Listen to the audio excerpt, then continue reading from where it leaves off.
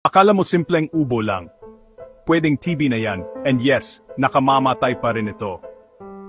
Ayon kay DOH Herbosa, higit 1 milyong kaso ng TB ang naitala sa Pilipinas. Isa tayo sa may pinakamataas na bilang sa buong mundo. TB ay gamot na sakit, pero nananatiling isa sa mga nangungunang sanhi ng pagkamatay. Bakit? Dahil huli na ang pag-detect at kulang ang kaalaman. Kung inuubo ka ng lampas 2 linggo, may lagnat sa gabi at pumapayat, magpa-check up agad. Maaga pa lang, kayang gamutin. TB is curable, but only if we talk about it. Comment check up kung gusto mong mas maraming Pilipino ang magpatingin habang maaga pa.